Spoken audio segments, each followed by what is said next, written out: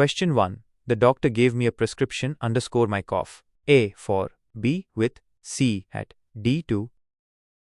यहाँ हमें खाली जगह में ऐसा शब्द भरना है जो बताए कि डॉक्टर ने नुस्खा किस लिए दिया। ए फॉर का मतलब है के लिए, बी विथ का मतलब है के साथ, सी एटी का मतलब है पर, D2 का मतलब है को। यहाँ सबसे सही विकल्प है ए फॉर, क्योंकि डॉक्टर ने नुस्खा खांसी के इलाज के लिए दिया था। Question 2. He gave a talk underscore the causes of dengue fever. A off, B on, C for D off. Explanation, यहाँ हमें खाली जगह में ऐसा शब्द भरना है जो बताए कि भाषण किस विषय पर था। ए ऑफ का मतलब है का, बी ऑन का मतलब है पर, सी फॉर का मतलब है के लिए, डी ऑफ का मतलब है से। यहाँ सबसे सही विकल्प है बी ऑन, क्योंकि भाषण डेंगू बुखार के कारणों पर केंद्रित था। Question 3. You can see the doctor underscore 8 a.m. and 12 noon. A at, B in, C between, D on.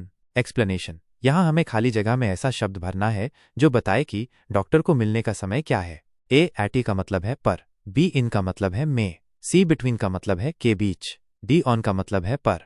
यहाँ सबसे सही विकल्प है सी बिटवीन, क्योंकि आप डॉक्टर को सुबह 8 बजे और दोपहर 12 बजे के बीच किसी भी समय मिल सकते हैं। Question 4. Nowadays Rekha studies underscore the whole day.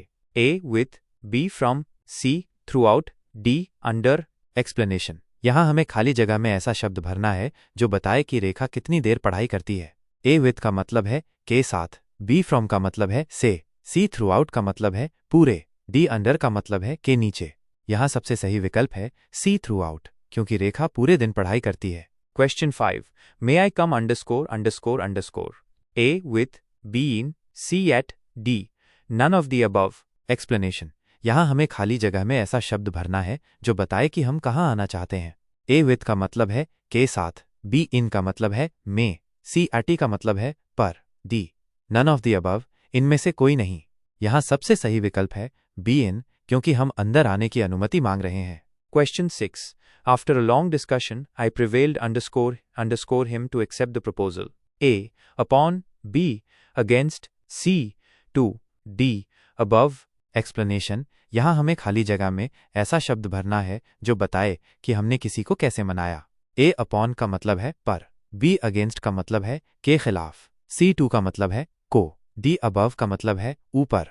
यहाँ सबसे सही विकल्प है ए अपॉन, क्योंकि हमने उसे प्रस्ताव स्वीकार करने के लिए मना लिया। Question 7. This story has been taken underscore the Arabian Nights.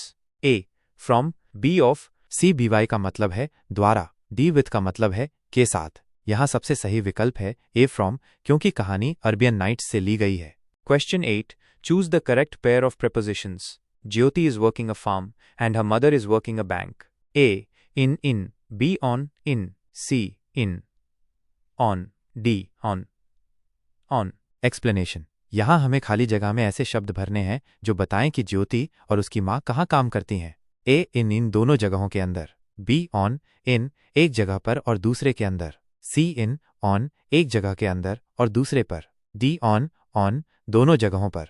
यहाँ सबसे सही विकल्प है सी इन ऑन, क्योंकि ज्योति एक खेत में काम करती है जो एक जगह है और उसकी माँ एक बैंक में काम करती है जो एक इमारत है। Question 9. He is indebted his friend a large sum. A 2 for, B for, 2, C by for, D 2. Explanation, यहाँ हमें खाली जगह में ऐसे शब्द भरने हैं जो बताएं कि वह अपने दोस्त पर कितना कर्जदार है। ए 2 फॉर का मतलब है को के लिए, बी फॉर 2 का मतलब है के लिए को, सी बाय फॉर का मतलब है द्वारा के लिए, डी 2 का मतलब है को। यहाँ सबसे सही विकल्प है ए 2 फॉर, क्योंकि वह अपने दोस्त के लिए कर्जदार है। Question 10. My watch is underscore the table. A in, B at, C on, D off. Explanation, यहाँ हमें खाली जगह में ऐसा शब्द भरना है जो बताए कि घड़ी कहाँ है। ए इन का मतलब है में, बी एटी का मतलब है पर, सी ऑन का मतलब है पर, डी ऑफ का मतलब है का। यहाँ सबसे सही विकल्प है सी ऑन, क्योंकि घड़ी मेज पर है। अगर आपको किसी और सवाल में मदद चाहिए तो पूछिए। वीडियो देखने के लिए आपका धन्यवाद। अगर आपको मेरी एक्सप्लेनेशन समझ आई है तो चैनल को लाइक एंड सब्सक्राइब जरूर करें। आपको आगे भी ऐसे हाई वीडियोस मिलते रहेंगे।